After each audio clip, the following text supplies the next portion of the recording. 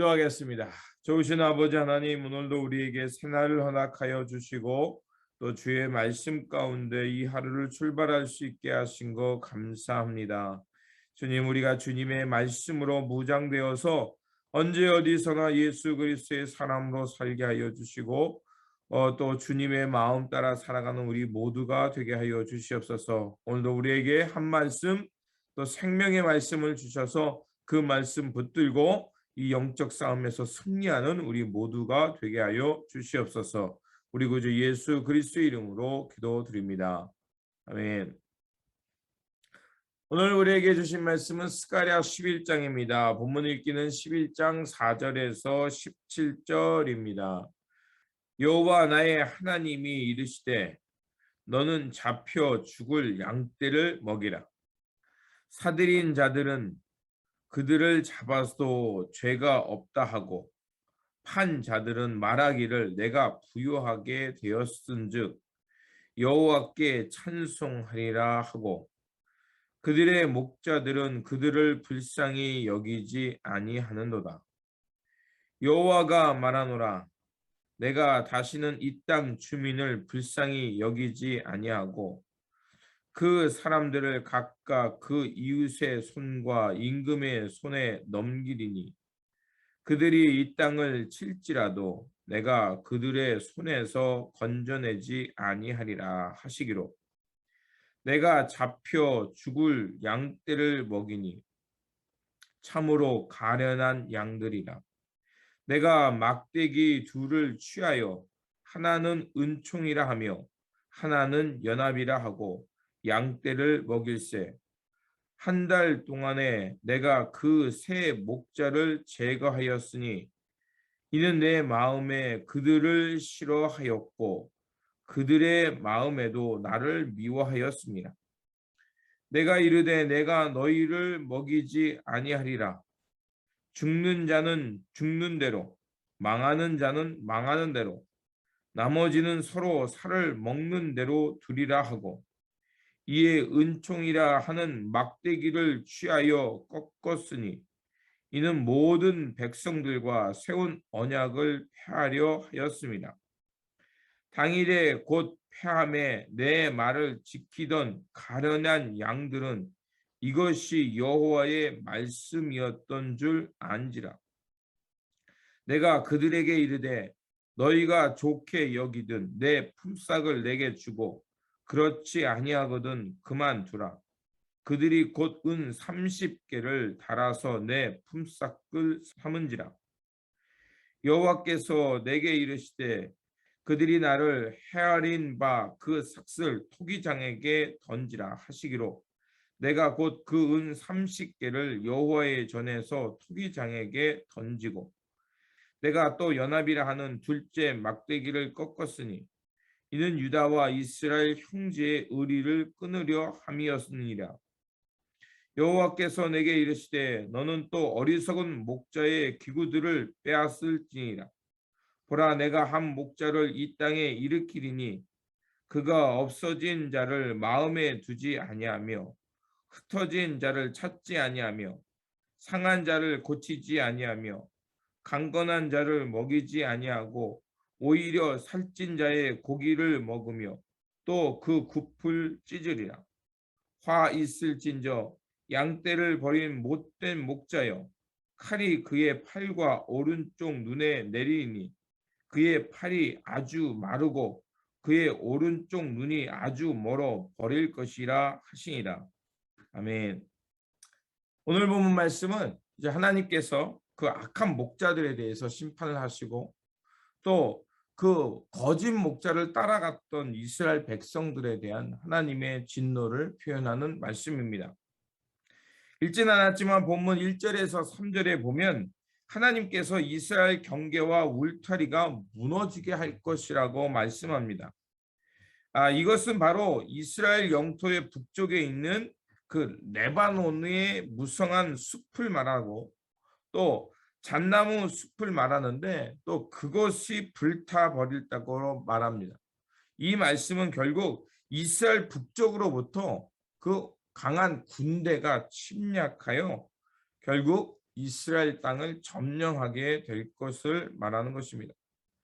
실제로 로마 군대가 이제 예루살렘을 침략해 올 때 그 북쪽으로부터 침략해 왔다고 합니다.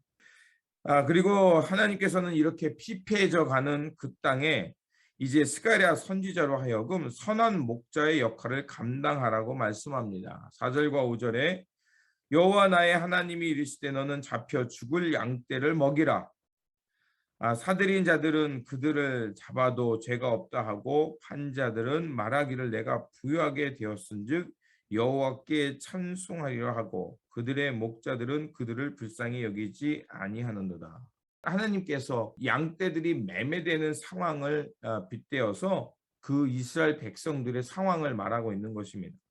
하나님의 백성들, 양떼들이요 이리저리 팔려가고 있습니다.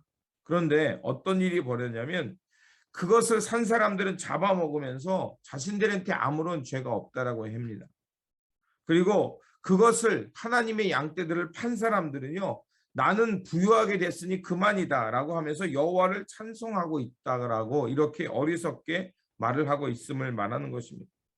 자, 이렇게 하나님의 백성들이 유린당하고 목자가 없어서 죽임당하고 빼앗기고 있는 그 상황을 안타까워하시면서 하나님은 스가랴에게 선한 목자가 되어서 그들을 돌보라고 말씀을 하고 있습니다. 거짓 목자들은 양매의 생명과 그들을 양떼를 돌보는 거에 관심이 전혀 없습니다.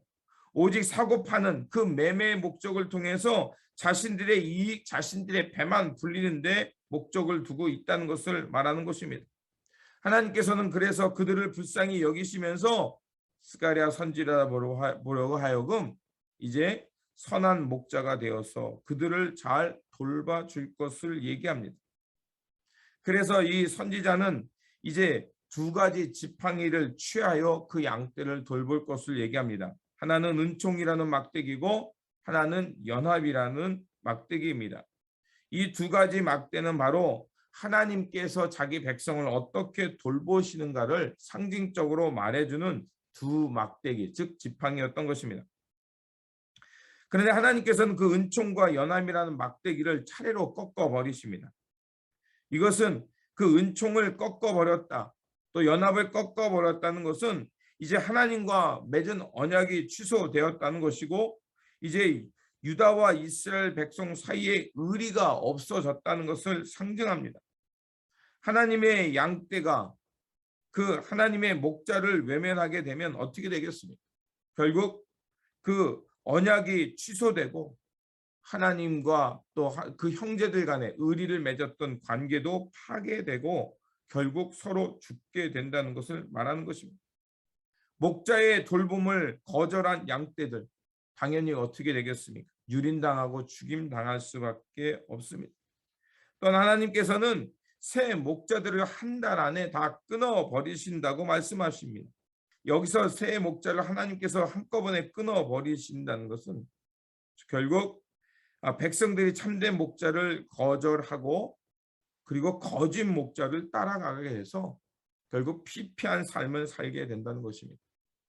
이것을 상징하는 것은 아마도 이스라엘, 레바논 그리고 바산 이런 세 지역의 지도자를 가리키는 것으로 성서학자들은 보고 있습니다. 그런데 이것만이 아닙니다. 예수님 당시에 있었던 그 분봉왕들이 있었죠. 헤롯, 안티파스 이런 왕들이 있었죠. 그런 왕들을 가리키는 것입니다. 결국 예수님을 따라가는 것을 거절하고 이런 세 가지 어리석은 왕들, 그 세상의 왕들을 쫓아갔던 이스라엘을 말하기도 하는 것입니다. 하나님께서는 그들의 그 어리석은 왕들을 하나님께서 심판하시고 그들의 어리석음을 하나님께서 가만두지 않으시겠다고 말하는 것입니다. 이제 양떼들이 이스라엘 백성들을 말하죠. 그들이 목자에게 이제 품삯을 줍니다. 그런데 그 품삯이 은 30세겔입니다. 자, 스가랴가 하나님의 돌보심을 상징하는 의미로 목자를 했죠. 근데 그 목자 행위를 했는데 제대로 하지 못하고 따르지도 않으니까 그저 목자와 양의 관계를 끊어버렸죠. 그리고서 이제 목자의 품삯을 줍니다. 근데 그것이 은 30세겔이었습니다. 자, 하나님의 돌보심에 대한 값을 은 30세겔로 처리한 거예요. 그것이 과연 하나님의 돌보심과 또 하나님의 은총에 대한 값이겠습니까? 값을 매길 수가 없죠. 자, 그러니까 그 음식 은 30세겔을 하나님께서는 토기장에게 던져버리라고 말합니다. 자, 이것은 무엇을 말할까요? 이것은 마태복음 27장 3절에서 10절에 가룟 유다가 예수님을 배반했던 이야기에서 인용됩니다. 가룟 유다는 대제사장들에게 찾아가서 예수님의 몸값을 흥정합니다. 그리고 예수님을 팔아넘긴 대가가 바로 은 30세겔이었습니다. 후에 가룟 유다는 자신의 잘못을 깨닫고 후회하면서 대제사장들에게 가서 그 돈을 돌려줍니다. 그런데 자, 예수님을 판 값이니까 받지 않죠. 그러니까 가룟 유다가 그것이 화가 나서 성전에 던져버리고 결국 대제사장들은 예수님의 핏값으로 산 돈이 때문에 부정하다고 해서 그 돈으로 토기장이의 밭을 사서 나그네의 묘지로 삼습니다. 자, 잘못된 관계, 또 잘못된 그것은 하나님의 깨달을 수 없는 은총의 값을 그것을 잘못되게 매기자 결국 이렇게 비참하게 쓰여지고 아무 쓸모없는 땅에 버려지는 것을 의미합니다. 결국 거짓 목자와 거짓을 따라가게 되자 상하고 흩어지고 빼앗기고 죽임당한 것을 말하는 것입니다. 자, 이런 상징적인 이야기들, 그것은 결국 그 예수님이 떠나신 지 70년 후에 로마의 그 장군이었던 티투스 장군에 의해서 완전히 예루살렘이 초토화됩니다. 결국 그들이 눈이 멀었고요, 유린당했고 빼앗겼고 흩어졌습니다. 하나님의 선한 목자를 버려버리자 그 양떼들은 돌봄도 없고 하나님이 언약이 없자 흩어지고 유린당하고 빼앗기고 죽음에 이르게 되었던 것을 말하는 것입니다. 결국 선한 목자를 따르지 않는 것, 그것은 단순히 자기들만의 문제가 아니라 결국 패망과 멸망 그리고 죽임을 면치 못하는 것을 오늘 스가랴 선지자는 우리에게 말하고 있습니다. 선한 목자가 되시는 분, 그분의 은총과 언약을 따라 살아갈 때 우리에게 평안과 기쁨이 넘친다는 것입니다. 그렇다면 우리에게 진정한 선한 목자는 누구시겠습니까? 우리는 이미 다 알고 있죠. 요한복음에 나와 있듯이 예수님께서는 자신 스스로를 선한 목자라고 말씀하셨습니다. 그렇습니다. 예수 그리스도, 그분이 우리의 선한 목자입니다. 그분을 따라갈 때 양떼들은 생명을 얻고 꼴을 얻어서 하나님의 은총과 돌봄 속에서 평안을 누리며 살아갈 수 있는 것입니다. 그렇게 우리는 날마다 주님의 음성을 듣고 주님의 그 선한 목자가 되시는 주님을 따라 살아가야 합니다. 그러므로 오늘 우리 삶 속에 다시 한번 하나님의 지혜를 구하는 기도를 드리시면서 이제 거짓 목자와 참 목자를 분별할 수 있는 분별력을 기도하시며 갖기를 바랍니다.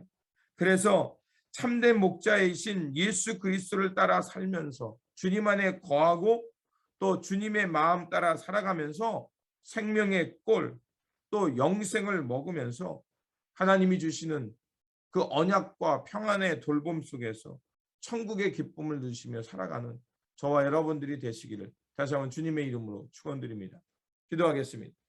좋으신 아버지 하나님, 많은 사람들은 참 목자를 분별해내지 못하고 눈에 화려한 것, 자신의 이 순간 이익이 되는 것을 쫓다가 그만 유린당하고 빼앗기고 죽임당했습니다.